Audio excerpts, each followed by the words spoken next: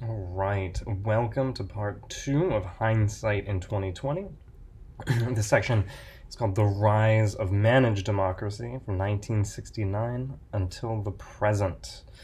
Right, while the New Deal was extremely popular among the masses, many elite opposed FDR's leadership, feeling he was turning the presidency into a dictatorship as he had massively expanded executive power. They disagreed with his progressive taxation, seeing the programs it was used to fund as unnecessary financial burdens, preventing corporations and wealthy individuals from making ever greater profits. This time is the beginning of an intense ideological conflict in the US, supply side versus demand side economics. We previously mentioned demand side capitalism, which is associated with John Maynard Keynes and the idea of a mixed economy and welfare state. Demand side is often associated with socialism because it does socialize aspects of the society like healthcare, financial assistance for the elderly and injured, education, etc.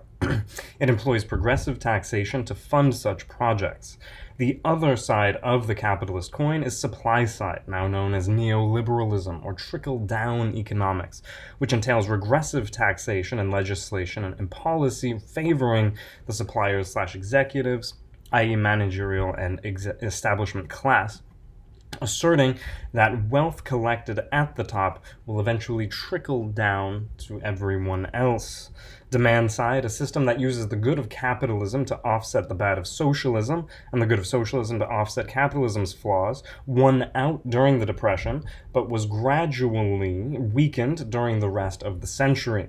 World War II also played a pivotal role in extricating the US from the Depression, and the subsequent decades saw the birth of the consumer economy with the demand side of the society driving it. There was mass production of every kind of good, and average Americans began to be exposed to new technology. The newly minted middle class and the suppliers alike thrived throughout this period, but the struggle against the demand-side legislation and policy did not cease. One can certainly make the argument that the New Deal should have lasted only until the economy was strong enough to do away with certain legislation, that the New Deal is something like a stimulus package with an expiration date. However, one cannot deny the significance of the demand-side policies in generating enormous demand, driving the growth of the middle class and the consumer economy. It is a response to a monumental economic crisis that Americans will not receive under this current system due to its political structuring.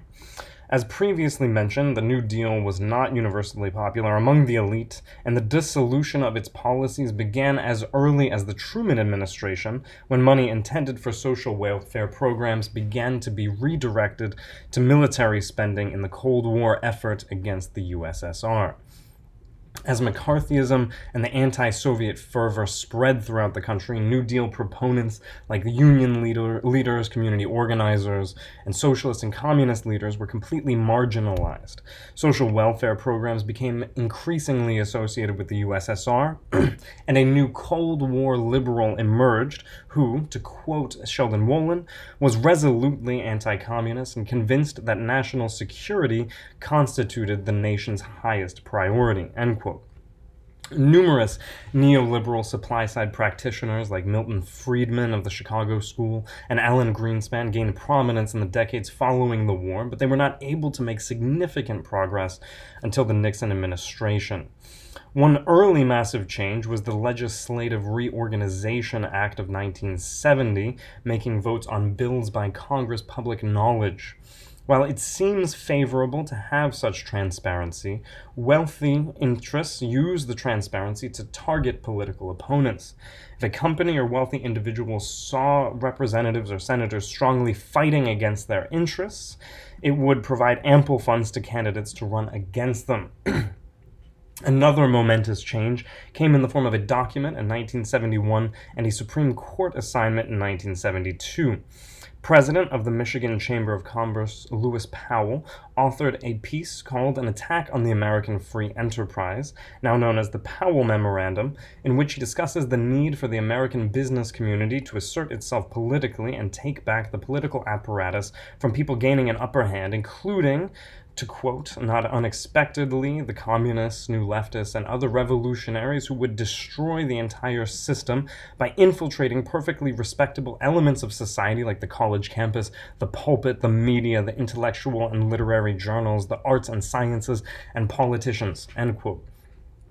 Several months later, Powell became a Supreme Court justice and was essential on decisions that laid the current campaign finance system's foundation. The first decision was Buckley v. Vallejo.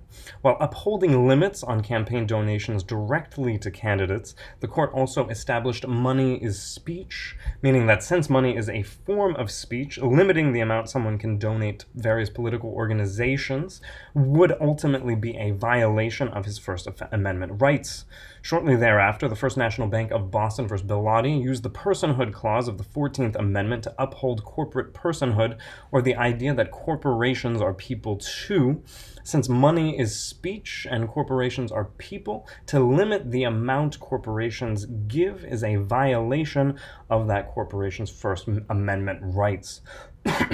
While limits on direct campaign donations existed, people could still give vast sums to lobbyists, policy institutes, and think tanks who endorse particular candidates favorable to their interests, turning the whole system into a money game in which politicians depend upon campaign donations and media to obtain name recognition.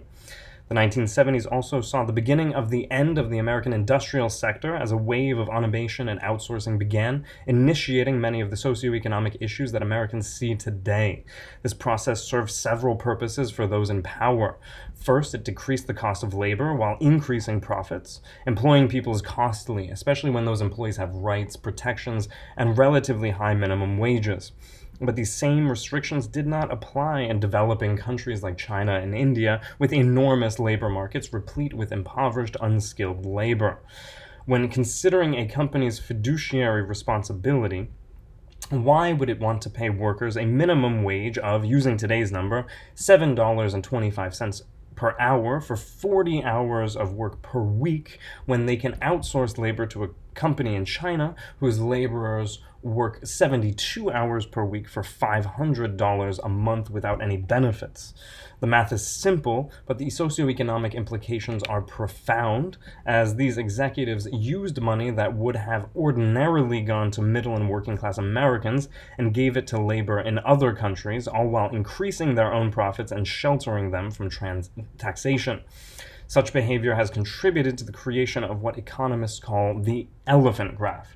And I apologize here for being quite low tech, but we see the elephant graph right here. All right, and just take a good look, and we can see here, right? So this essentially is the accumulation of wealth, right? Over here is the developing world, and as we go down this crater, this losing wealth, this would be your middle class Americans and Europeans, right? And then here are your wealthiest classes throughout the world, right? So this graph shows a global trend since 1980 that resulted from neoliberalism.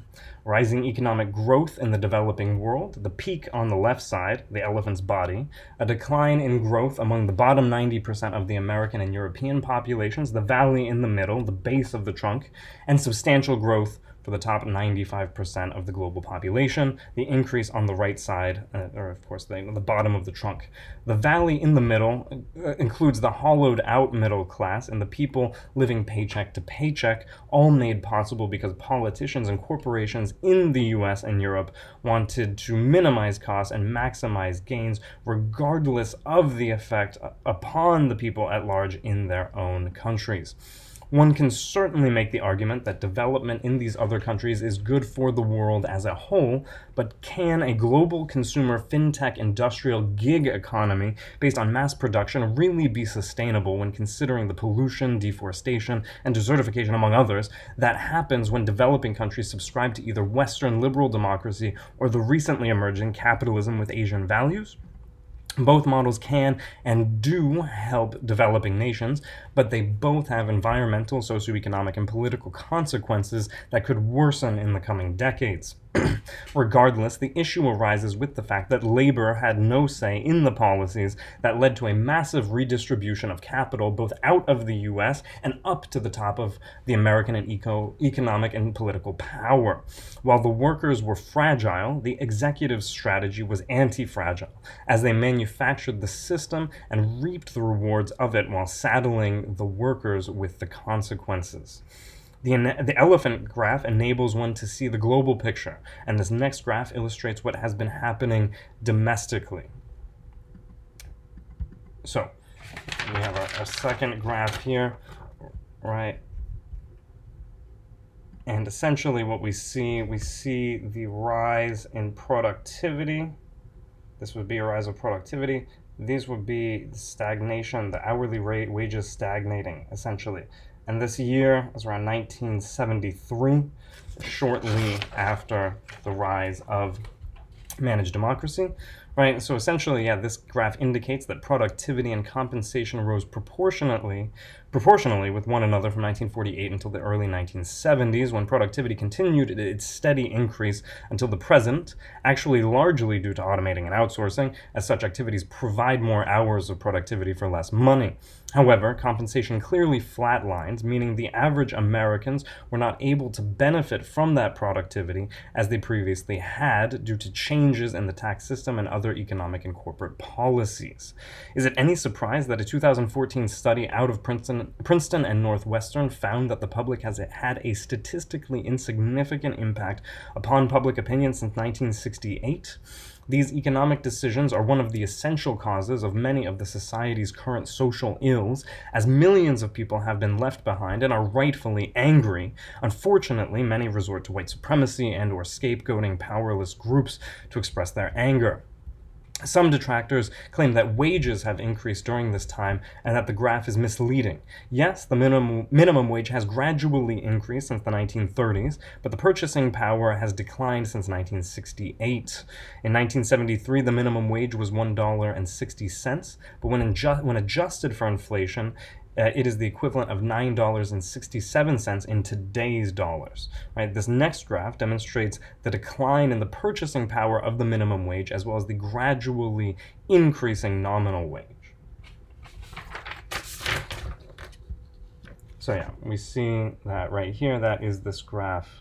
Right? So we see the blue line on the bottom is the rising actual unadjusted wage, and then of course the red line is the inflation adjusted wage, right? So the actual purchasing power, of course, of the minimum wage has decreased even if its value has gone up, right?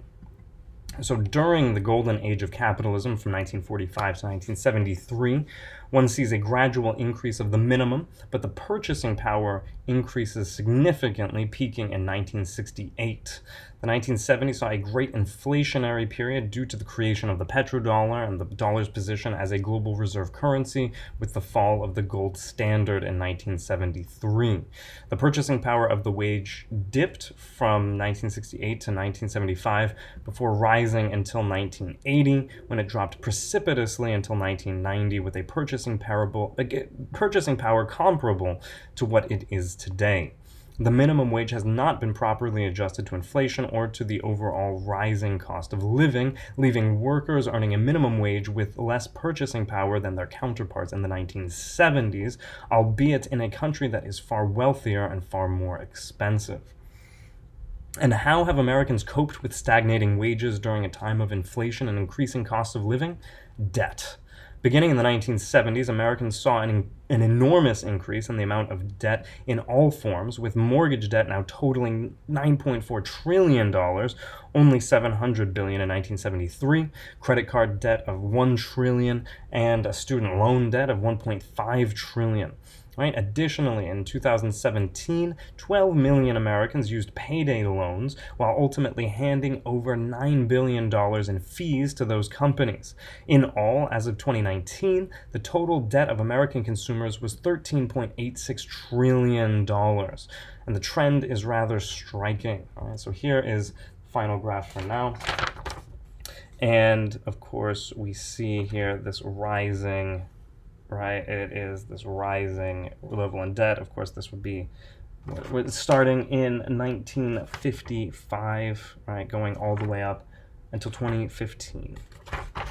So we see that there, right? And it almost seems as though wages were kept low so as to get people dependent upon debt and therefore vulnerable and likely unwilling to stand up against any form of exploitation, as their economic livelihood and healthcare are tied to their jobs.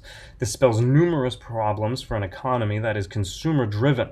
We'll save discussions for other nations' responses for the next two sections, right? In addition to driving down the cost of labor by replacing all of these jobs, the managerial class gained leverage over workers as a newly created surplus of labor made it all but impossible for employees to strike. Prior to the 1970s, labor unions had been crippled by anti-labor legislation like Taft-Hartley of 1948 and the McCarthyist blacklisting. Since labor had no say in the decisions of these companies that wanted to automate and outsource en masse, the boards of directors could act without any concern for the workers they'd be leaving behind. They also didn't have to worry about the government trying to thwart their efforts. Neoliberals knew the impact of their decisions would have, and Milton Friedman was actually the first person to propose universal basic income for those who would be adversely affected by the moves. The government's shift away from protecting the citizenry is the beginning of what Sheldon Wolin calls managed democracy, or inverted totalitarianism. This political structure entails private interests wresting control of a democratic structure and using it to protect themselves against the public's attempts to intervene. While the government ideally exists to protect the public against private interests and an unfettered profit motive, a shift occurred making it such that the government functioned to protect private interests against the public. This system has yet to abate and is only being further consolidated in response to the COVID crisis. Aside from a short stint by Carter from 1977 to 1981, Republicans had control of the White House from 1968 to 1993, and trickle-down economics was all the rage, with greed becoming good again in the 1980s. This is not to say it was a purely Republican endeavor at all, as the likes of David Rockefeller and Zbigniew Brzezinski and the Trilateral Commission were heavily involved in the Carter administration. Right, and everything came to fruition, however, during the Reagan administration, right? In his first 4 years, he reduced social programs by $140 billion, but increased military spending by $180 billion. He also proposed tax cuts of $190 billion, mainly benefiting the establishment. Between 1978 and 1990, the wealth of the Forbes 400 tripled, thanks in large part to Reagan's tax cuts. His policies had detrimental impacts upon the poor, especially the urban black community. 30 million Americans were unemployed all or part of the year 1982. New requirements eliminated free school lunches for more than 1 million children, and a quarter of the nation's children, 12 million, were living in poverty, to quote Howard Zinn. Reagan also enforced war on drug policies during a crack epidemic, introduced draconian mandatory minimums and privatized prisons, all leading to a surge in the prison population. The establishment in power was further consolidating its power and had Reagan as a strong figurehead of the great shining city on a hill that the U.S. had become. Because Republicans fairly easily trounced Democrats in federal elections during this period, largely due to the massive amount of corporate money flowing into Republican coffers, in the late 1980s, a group of Democrats and British labor leaders came together to establish the Third Way, with Bill Clinton being their leader in the 1992 election. Traditionally, the Democrats had been the party of workers, as well as Southern whites until the Civil Rights era, and the Republicans the party of business and Southern whites after 1964. But the Third Way Democrats wanted corporate donations, making the Democratic Party neoliberal in nature as far as their political interests, so that they could compete in elections. The Democrats offered some concessions to workers that the Republicans might not have, but a candidate cannot receive those donations without doing favors, and Clinton did the establishment many, including NAFTA, right, the nail in the industrial economy's coffin, tough on crime legislation like the Crime Bill of 1994, substantially increasing the prison population, the Telecommunications Act of 1996, establishing a corporate-owned mainstream media, and, of course, the repeal of Glass-Steagall, lifting protections protections on depositor money. The Democratic Party has not changed its ways since and contributes significantly to the crises currently coming to a head. Fast forward to today, one reason why the government and corporations have had such difficulty providing adequate equipment and testing to essential workers, especially healthcare workers and normal citizens alike, is that the US no longer has the industrial infrastructure to manufacture all of those things. It depends upon those who supply them.